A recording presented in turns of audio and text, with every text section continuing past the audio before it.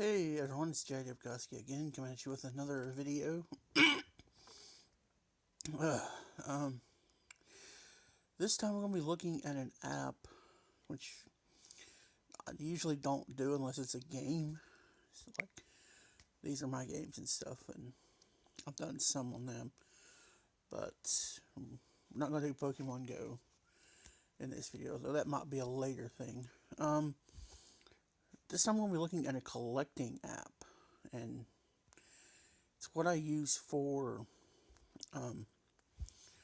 my game collection to keep up with it and stuff. I have turned the Wi-Fi off because it gets a little nutty whenever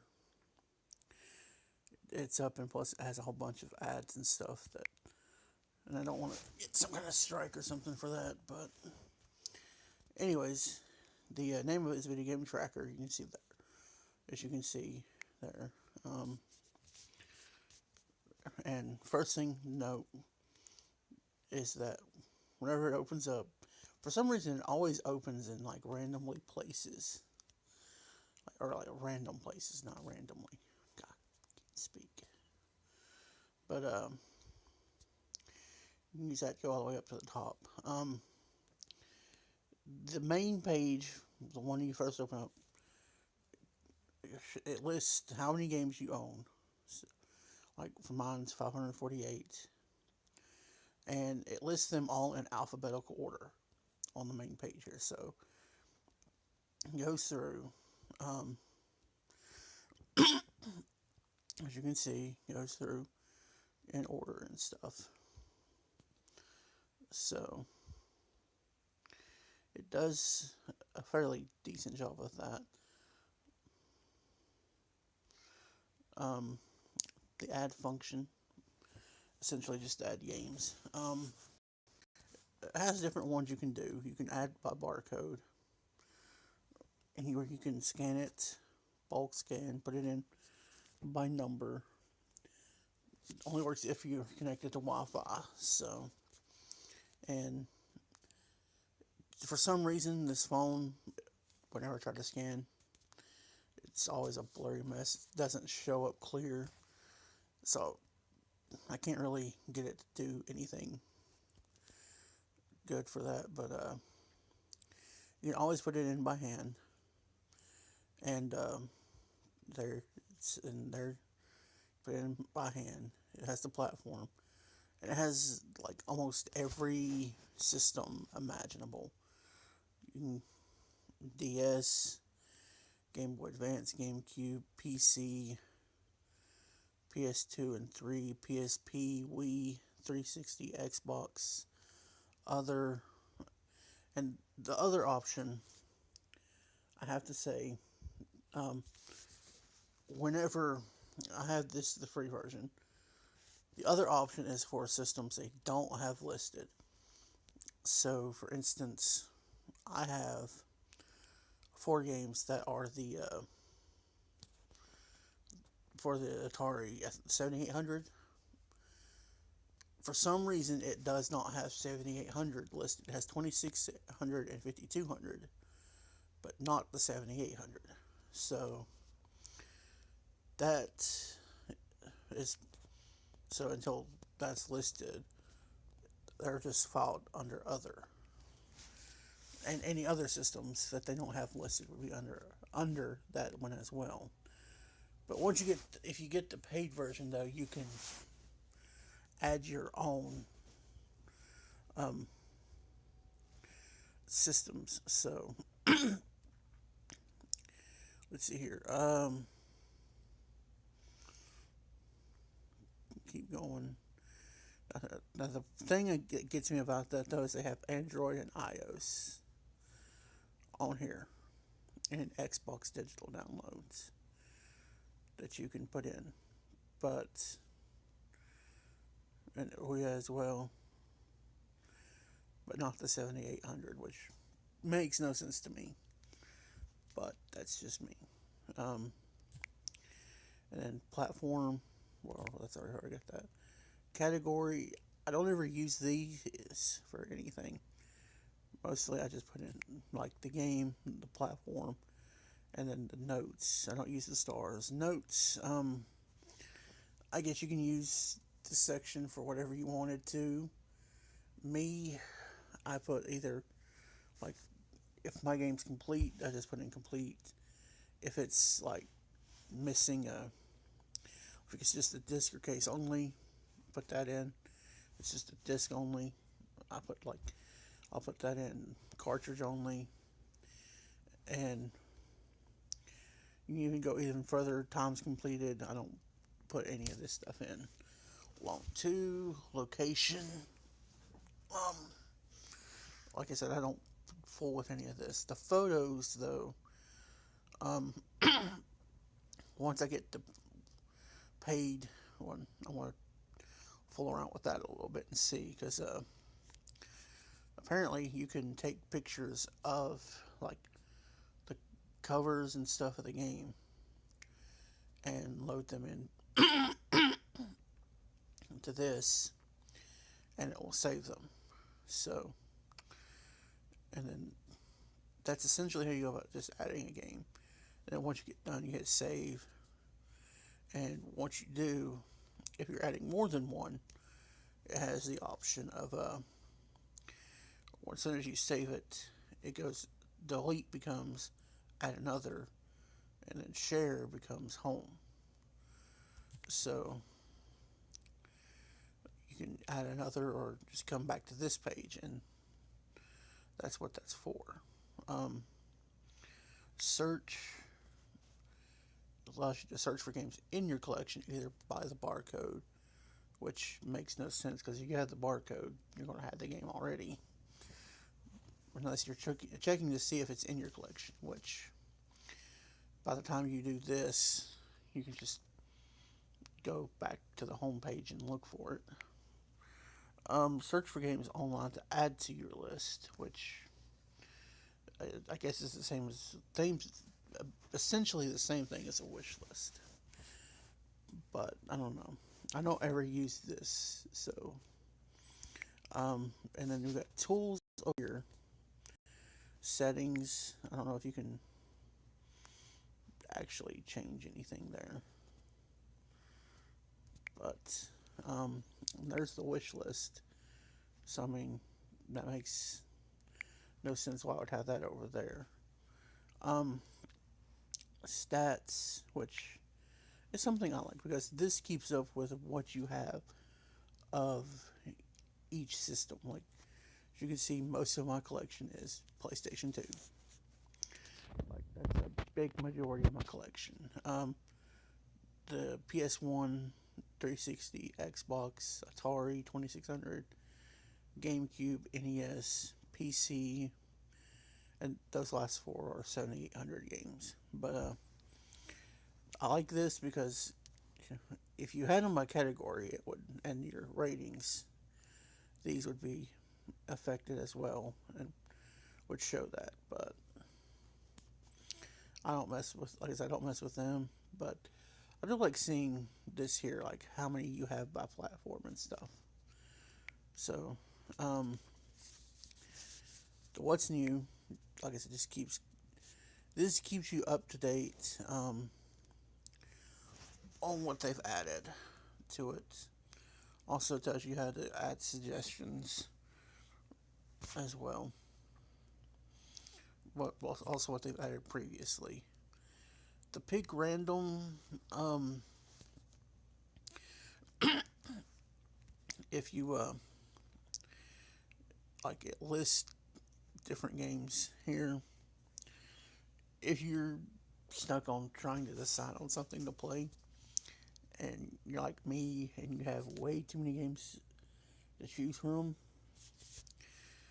this helps with that. Like, it allows you to pick a random game, pretty much. So, and you can just keep doing it.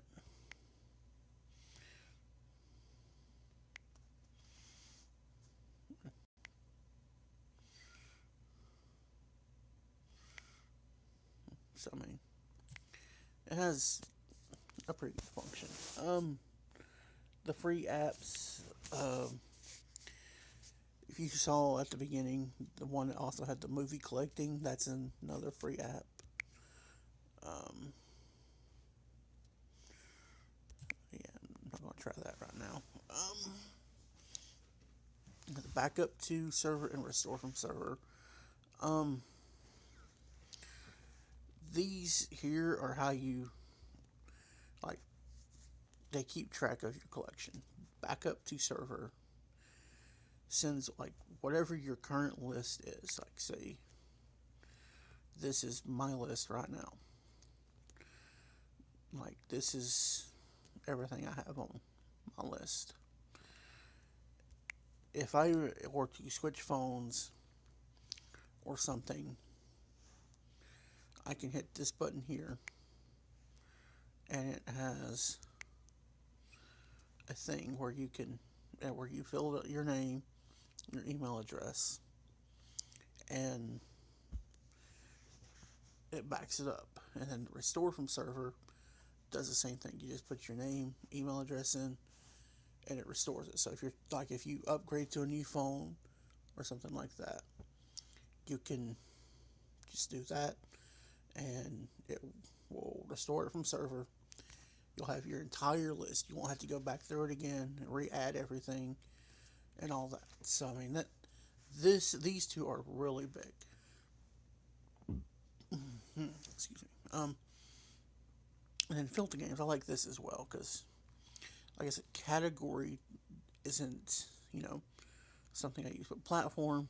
This actually lets you go through whatever systems you have and see what you have. So like if I'm at a game store and I'm looking through the 360 games, like for instance, this here cuts down from the main list of every game that I have and just shows me my 360 games. So it helps with keeping, helps there with knowing what I've already owned and you know what I'm looking for stuff as well. So there's that. You can see I already got the Final Fantasy 13 game I showed earlier in here as well as the Halo game. So there's that. Like I said, you can look up anything that you have something for, like say PS2. This shows every PS2 game that I have. So, like, if I'm looking for PlayStation 2 games, I can go through this list, look at the name, see if it comes up. If it's in here, so, I mean, it helps a lot, but it's not really something like, I guess, real big. Because, I mean, it's essentially just condensing your list down to what they're categorized by instead of, just the entire list. Which, if you were looking at a game anyways, you could just look at this list and see what all you have anyways. So, I mean, it's a nice little thing to have if you just want to look through the games you have on that system. But, why upgrade the paid version? It does away with the ads, I think, as well. Which I'm not on Wi-Fi, which is why I keep showing that can't connect and stuff. You can edit categories with the paid version as well as the pictures as well. Um, but it says here, no ads, list your own game categories.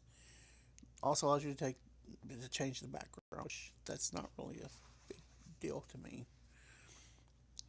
And like I said, the option to take your own photo of the game cover with your camera.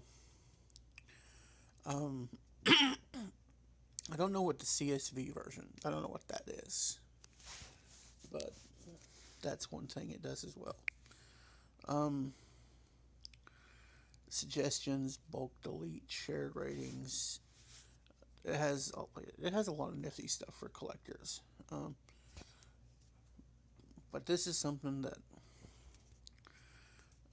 I've used a lot of as a collector. You know, I like the fact it keeps a track of everything that is in my collection, so that I know what's what, where, and then whenever I'm out looking for games, I can just pull this up, look through it, and see, what I've already got. So it lets me keep track of all of that as well, instead of just, you know, blindly guessing. Which I know some people generally they can remember if they do have, whether they have a certain game or not. My memory is not that good, so you know, I, for those that don't have as good a memory, you know, this is a blessing for any collector like that. But yeah, this is definitely something I would recommend to any game collector, just simply because of the fact that you can keep up with like your entire collection on your phone. And like memory wise, it's not even that big of a memory user for your phone. So I mean, I'm sorry about that. My throat is like really raspy sounding and stuff, and I don't know why that is. Like I'm hoping I'm not getting sick, but I haven't been sick, so it might just be something going around or something else. But anyway, that's it for this video. I hope y'all enjoyed it. Like I said, this if you're a game collector, it is definitely worth it to get it because, like I said, it just keeps track of everything that you have on here.